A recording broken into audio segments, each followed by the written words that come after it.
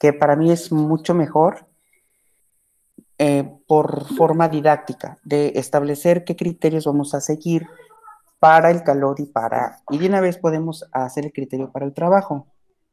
Entonces, lo que, lo que vamos a hacer es que la primera ley de la termodinámica, uh-huh, la primera ley de la termodinámica está asociada a la conservación de energía, ¿ok? Y se define principalmente porque la energía interna de cualquier proceso va a ser igual a la cantidad de calor que gane un sistema, por eso carga I es positiva, porque gana energía a través de calor, ajá, menos el trabajo que realiza el sistema. Ok, entonces, aquí, de esta primera ecuación sencilla, que es energía interna igual a calor menos trabajo, desglosamos lo siguiente. Si calor es positivo, si calor es positivo, ¿ok? ¿Qué vamos a entender con esto? Ay, aquí ya se confundió. Si calor es positivo, ¿qué vamos a entender con esto? Vamos a entender que el sistema gana energía a través de calor. Así lo vamos a entender. Siempre que vemos el signo positivo, que nos dé el signo positivo, vamos a entender que el sistema ganó energía por calor. ¿De acuerdo? Nada más por el signo, así lo vamos a entender. Intentamos como que suma, por eso me gusta mucho la parte didáctica de esta forma, porque entendamos como positivo algo que se suma, algo que se adhiere, ¿no? Así podemos entenderlo. Y negativo, pues sería algo que le resta, algo que se le está abstrayendo. Entonces, si lo entienden en ese sentido sencillito, ya lo hicimos. Entonces, también podemos entender si calor en este caso es negativo, ¿ok? Entonces, el sistema pierde o cede energía al entorno a través de calor. ¿De acuerdo? Así lo podemos entender. Ahora, si W es positivo, los que entendemos el sistema hizo trabajo. El sistema hizo trabajo y aquí es lo opuesto. El sistema hizo trabajo, ¿ok? Si hizo trabajo, el sistema hizo trabajo, por tanto, pierde energía mediante este mecanismo.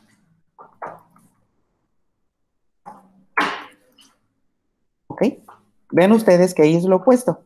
Mientras que el signo positivo es favorable para calor, esta es favorable para trabajo. Nada más por guiarnos de la ecuación. Si es positivo, es obvio que se le resta, entonces disminuye energía, ¿ok? O sea, de esta ecuación estamos desglosando esto. Ahora, si W es negativo, entonces, ¿qué podemos entender? Bueno, el sistema, ¿ok? Hizo, perdón, aquí sería el universo o alrededores, porque puede ser el universo o los alrededores, hizo trabajo sobre el sistema. ¿De acuerdo? Entonces, el sistema gana energía a través de este a través de este mecanismo. ¿Ok? También que entendemos, con este principio que entendemos, los alrededores pierden, si el sistema gana, pues entonces los alrededores pierden energía. ¿Ok? Esta es la convención general. Ahora, si hacemos esa convención general, los signos que nos salgan en todas las ecuaciones donde estemos calculando calor y trabajo, ya los vamos a poder ubicar en función de lo anterior. Por ejemplo, habíamos dicho que trabajo es igual a P por la diferencial de B. Y vamos a usar todas las fórmulas así, todas positivas, así como está. Porque en la literatura pueden encontrar que trabajo es igual a menos P por la diferencial de B. Menos P por la diferencial de B. ¿Ok? Pero ya trae esa fórmula un signo negativo aquí. Pero esa resultó de un principio en el que la energía interna sea Q más W. Y entonces para que todo quede ajustado, pues entonces se les pone negativo a las fórmulas, para que el negativo por el negativo sea positivo y entonces ambos criterios coincidan en resultado, en magnitud, en todo. A mí me es más fácil que mejor la ley la trabajemos así y dejemos a todas las ecuaciones positivas. Y ya cuando alguna tenga que ser negativa, pues yo se lo estaría diciendo solamente la teoría o de dónde rayos salió el negativo. Pero ahorita sugiero esto. ¿Ok? Si hay, fíjense, y me gusta esto porque, miren, vamos a ver esta ecuación. Vamos a hacer esta ecuación, ¿no? Habíamos dicho que esta P por la diferencial de B, ya resolviendo la integral, pues era igual a P por volumen 2 menos volumen 1. ¿Sí me están siguiendo, chicos? Sí, doctor. Ajá. Habíamos dicho que el trabajo era igual a P por la diferencia de volúmenes. Es más, voy a poner, disculpen, voy a poner P mayúscula porque porque no puede ser minúscula, ¿verdad? Porque es una propiedad. Así, ok. Habíamos encontrado esta ecuación.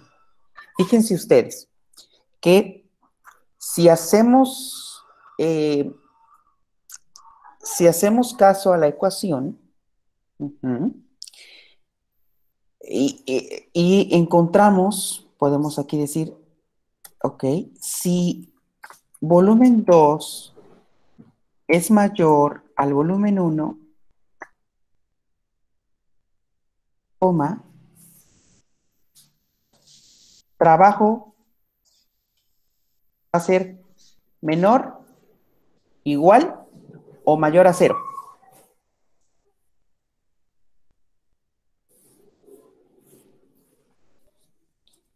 ¿Cuál creen?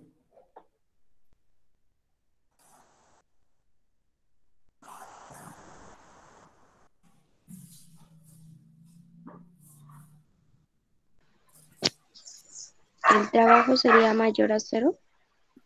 El trabajo va a ser mayor a 0, porque las diferencias de volumen nos va a hacer que este término sea positivo y luego por la presión pues va a ser positivo. Entonces W va a ser mayor que 0. O sea, o podemos aquí decir, es decir, W será positivo. Por tanto, si ya ahí automáticamente me da positivo. Ahora, si me da positivo, chicos, si me da positivo en automático, ¿qué voy a entender? Pues que estamos en este punto, que el sistema hizo trabajo. ¿Ok? Porque se expandió. ¿Sí? El gas se expandió, el sistema se expandió porque el volumen 2 es mayor al volumen 1. Se expandió. Entonces el sistema hizo un trabajo, ¿ok? Y por tanto, al hacer un trabajo, pues va a perder energía. Entonces aquí automáticamente se resta. Solito te guía. ¿Ya te diste cuenta? Ya si aquí fuera al revés, si volumen 2 es menor al volumen 1, entonces el trabajo es menor a 0. Por lo tanto, el universo es el que hizo el trabajo al sistema. Y estamos en el punto 2. Aquí. ¿Ok? Y en este punto, ya por ser negativo, y negativo por negativo nos da positivo, entonces el sistema gana energía. ¿Sí queda más claro, chicos? Sí, doctor. Ok. Es cuestión nada más que ahorita con los problemas que vamos a ir haciendo más adelante, ya van a poder todavía practicar un poco más esto y entenderlo un poco más, ¿sí? Pero por ahora vamos a manejar que las ecuaciones sean positivas, ¿sí? De todas maneras, si alguien, les digo, está estudiando por su cuenta y se entendió mejor con la otra convención, sin problema, no hay problema, ¿ok? Bueno, entonces, creo que bueno que me hizo la pregunta, le hiciste la pregunta, hicimos un buen resumen aquí de esto. Bueno, la clase pasada todavía alcanzamos a ver esta parte, donde eran isotermas. Y en estas isotermas habíamos entendido, pues justamente lo habíamos hecho en el hidro, ¿no? Y habíamos encontrado que el trabajo es igual a nRT por el logaritmo del cociente de los volúmenes. Bueno, podrán ustedes darse cuenta aquí que no estamos considerando n. Me van a decir, ay, no estás considerando n. ¿Pero por qué no estás considerando n? Bueno, no pasa nada, porque el trabajo entonces aquí está expresado en términos de mol. Por ejemplo, 25 julios mol. Aquí puede estar expresado como 37 calorías por mol, ¿ok? Si le colocamos el término n, que fue la ecuación que hicimos en el hidro, el resultado que te va a dar va a ser directamente en julios. Por ejemplo, 75 julios o 35 calorías. Ambas ecuaciones son válidas. Si yo quisiera de preguntarles, calcule el trabajo por mol que se ejecuta en un sistema tal, pues entonces ya no tiene que colocar aquí mol, porque ya se entiende, ¿no? O 3 moles, etcétera. Sí, depende de la convención, ¿ok? Esto es válido solo si el sistema es cerrado. Recuerden que todos estos procesos que estamos analizando están asumiendo que el sistema es cerrado, no tenemos cambio de masa, y solamente tenemos transferencia de calor. No estamos analizando todavía sistemas abiertos o sistemas un poco más complicados donde implica un fenómeno de transporte. Por ahora no. Solo estamos considerando sistemas estacionarios porque no hay movimiento molecular.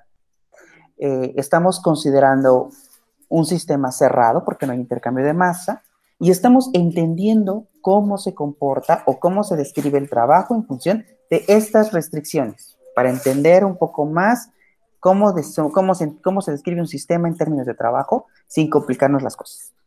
Más adelante ya iremos colocando términos. Por ejemplo, imagínense ustedes ahorita, estamos analizando y fíjense, estamos muy restringidos porque estamos diciendo, vamos a analizar una isoterma, ¿no? Y yo había hecho el diagrama en el que podíamos partir de un punto a otro en una misma traza isotérmica, en una isoterma. Dos puntos coinciden en una isoterma porque tienen la misma temperatura.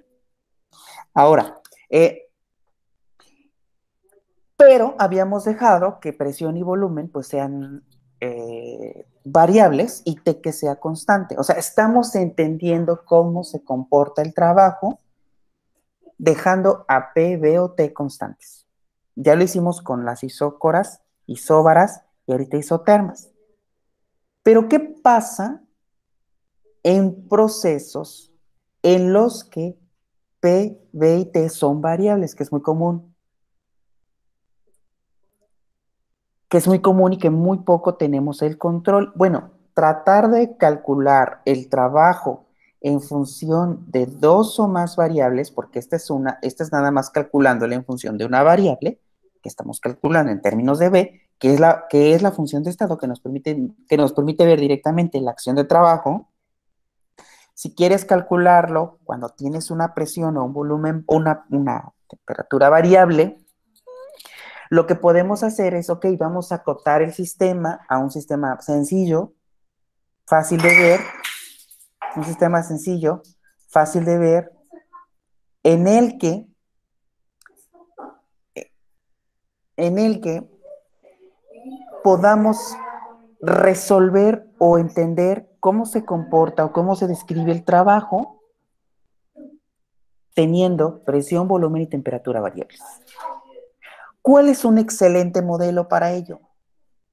Bueno, ¿qué te parece que puede usted incrementar la temperatura o variar la temperatura, la presión y el volumen, pero vamos a hacer la restricción en el que no vamos a involucrar el mecanismo de calor? Ah, caray, ¿cómo está eso? Recuerda algo muy importante, que el calor es censado por la función de estado-temperatura. Trabajo es censado por la función de estado-volumen. Si queremos calcular el trabajo en función de P, B y T, que son las variables, ¿cómo le vas a hacer para encontrar el aporte de trabajo? O sea, ¿qué tanto de esa variación de T corresponde a trabajo y qué tanto de esa variación de T corresponde a calor? ¿Ya se están dando cuenta dónde voy, chicos?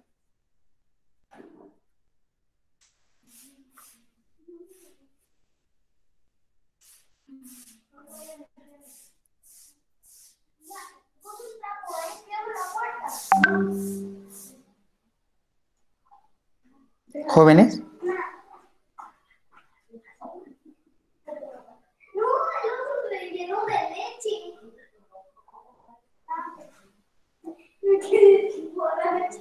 Ok.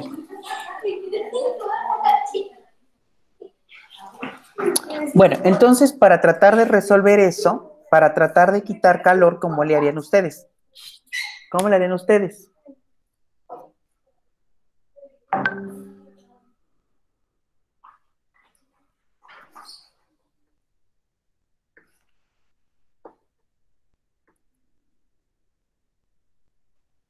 Gareli, ¿cómo le harías?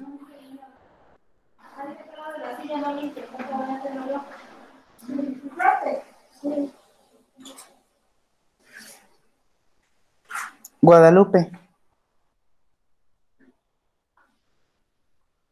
A ver, queremos calcular el trabajo ya en un sistema un poco más complejo, en donde no vamos a dejar constante alguna de las variables. Ahorita estamos analizando el trabajo dejando una constante, sea presión, temperatura o volumen. ¿Qué va a pasar si quiero calcular el trabajo en un sistema en el que los tres parámetros importantes, presión, volumen y temperatura, varían? Esa es la pregunta. Quiero calcular el trabajo, pero para calcular el trabajo estamos utilizándonos o estamos basándonos en la propiedad que me permite directamente medir el trabajo, que es volumen. Todas las integrales que estamos resolviendo es en términos de B. ¿Cómo le voy a hacer si ahora las otras variables, que es presión y temperatura, varían o se mantienen variables? Bueno, el inconveniente con esto es que recordemos que para calcular el calor nos basamos de la temperatura.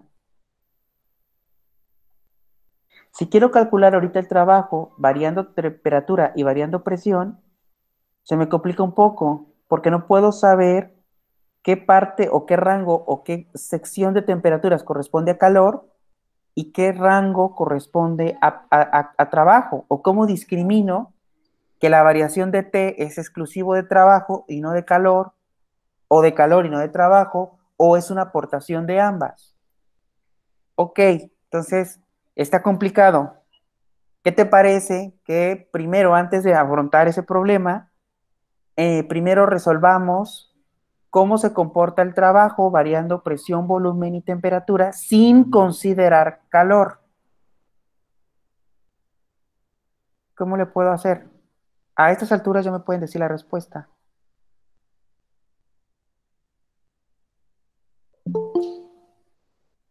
¿Cómo le puedo hacer?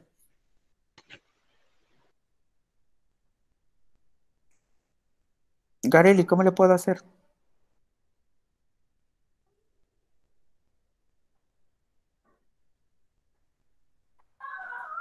Nos quedan 8 minutos. Pasando todos a términos de volumen. Claro, pero a ver, pero ¿cómo le hago para calcular trabajo exclusivamente sin tomar en cuenta calor?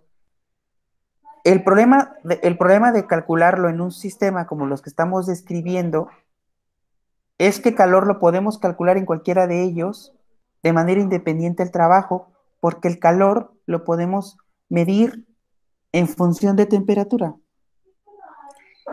Trabajo lo podemos medir en función de volumen. Pero ahorita, si varío la temperatura, o sea, quiero calcular el trabajo variando temperatura y presión al mismo tiempo, cosa que no hemos visto, necesitamos entender primero cómo se comporta el trabajo, excluyendo el calor. Pero ahorita ya no es tan fácil excluir el calor porque ya estamos variando T, temperatura. Y recuerden que la variación de temperatura está asociada a calor. Si quiero conocer el trabajo variando la temperatura, la presión y el volumen, obviamente, tengo que excluir el calor.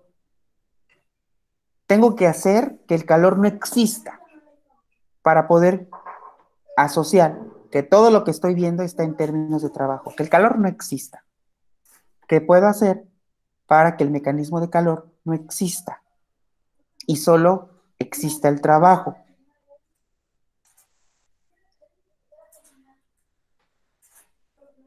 ¿Cómo le hago para que el calor sea igual a cero?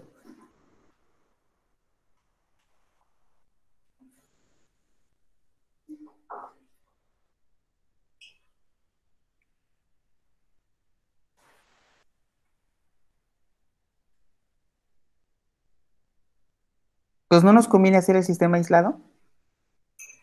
¿Qué pasa con un sistema aislado?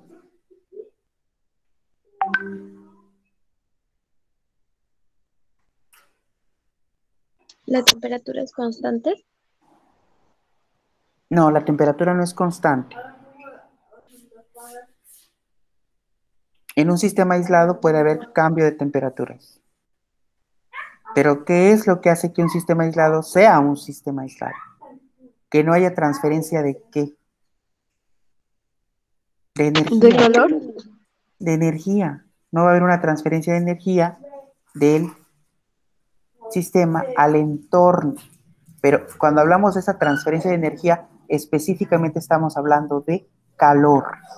Un sistema aislado tendrá un calor igual a cero. No hay manifestación de calor. Entonces, si quiero únicamente ver, si quiero únicamente ver el efecto del trabajo variando temperatura, presión y volumen, lo puedo hacer en un sistema aislado. Y puede ser un sistema aislado con paredes móviles. Si es un sistema aislado con paredes móviles, entonces el sistema puede estar ejerciendo un trabajo al entorno y viceversa, porque tenemos un cambio de D. ¿Y podemos variar la temperatura? Sí. Acuérdense que usted podemos incrementar la temperatura de un sistema por un mecanismo diferente a calor. Puede ser un mecanismo por energía potencial y el trabajo es energía potencial. Es una forma de manifestación de energía potencial por el movimiento de expansión y contracción. Entonces, ¿podemos calcular el trabajo? Sí, suponiendo que estamos en paredes entonces móviles y a estas paredes que van a generar un sistema aislado le vamos a llamar paredes adiabáticas.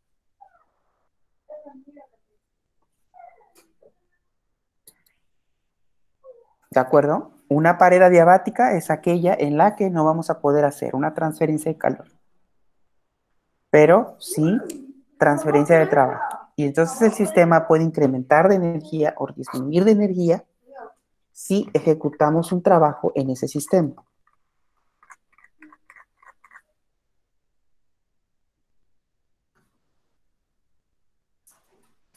Y entonces le damos la bienvenida a las adiabáticas. Eh, Algo muy importante que tienen ustedes que aprender, chicos, es, por ejemplo, Las isotermas. Las isotermas, por ejemplo, tienen una constante. Por ejemplo, si estoy manteniendo la temperatura constante, el término RT es constante. O sea, si yo multiplico presión por volumen, voy a obtener una constante, porque temperatura es constante y R es una constante. Y si es un sistema cerrado, entonces va a ser nRT, un parámetro constante. ¿Cierto o no es cierto? Cierto. Ok. Si, por ejemplo, trabajo un sistema isocórico, y estamos trabajando con gases ideales, entonces, ¿me pueden decir cuál es el término constante?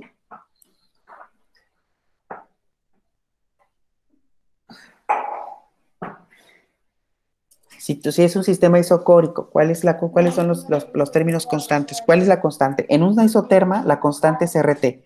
En un isocórico,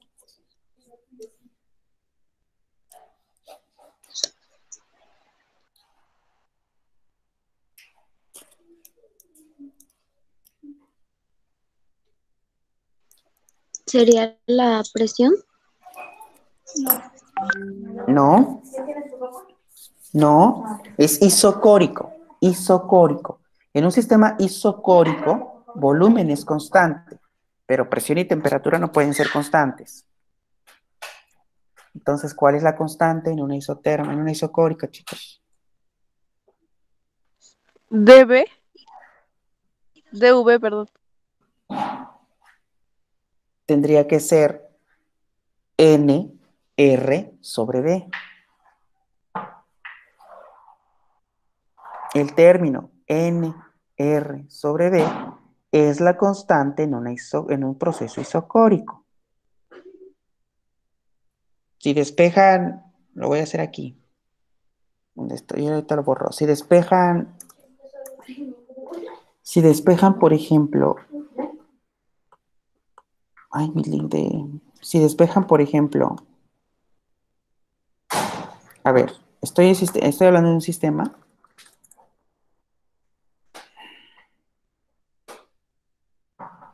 Estoy hablando de un sistema isocórico. Estoy hablando de un sistema isocórico. Y además les acabo de decir que sea de un gas ideal. Entonces, PB igual a nRT. Si es un sistema isocórico, el único que es constante, chicos, es volumen, porque es isocórico. ¿Qué otra cosa es constante?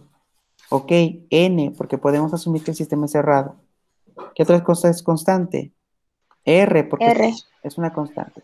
Ahora, si les digo, dime cuál es el término que asocia, el término constante de un sistema isocórico que tienen que hacer, pues agrupar los términos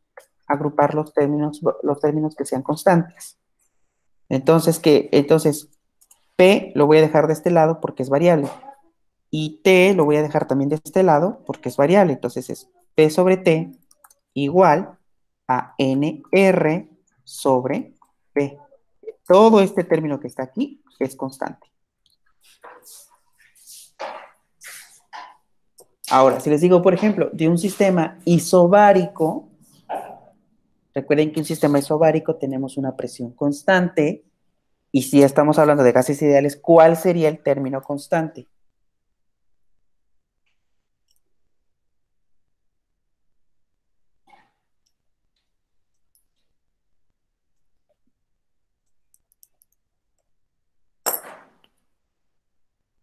Sería V sobre volumen sobre temperatura es igual a NR sobre presión. Justamente, pero al revés. A ver, vamos a ver. Sistema isobárico. Isobárico. Okay. En un sistema isobárico tenemos PB igual, otra vez, a nRT. ¿Ok? Pero ahora, ay, nomás me pasé 2 minutos. Pero ahora, el que va a ser constante es presión, porque es isobárico. Y N y R podemos asumirlos que son constantes. R porque es una constante y N porque es sistema cerrado. Ahora voy a agruparlos. Entonces, ¿cómo me quedaría? Agrupados. Pues voy a agrupar lo que sea constante. Lo que sea constante. Hay aquí, ¿qué es constante? Pues voy a dejar la presión, por ejemplo, de este lado, porque es constante. Entonces sería presión sobre, y esto está multiplicando, para el otro lado dividiendo. NR igual a T sobre B. ¿Sí queda claro? Este ahora es el término constante. Es un sistema isobárico. O puede ser, como nos decía Damari, si a ustedes se les ocurrió despejar del otro lado, entonces quedaría V sobre T, entonces este quedaría NR sobre P. ¿Ok? Pero bueno, está bien por la igualdad de esta. ¿De acuerdo? Pero todo esto que está aquí es el término constante. Estamos agrupando los términos constantes. Ahora, en una isoterma,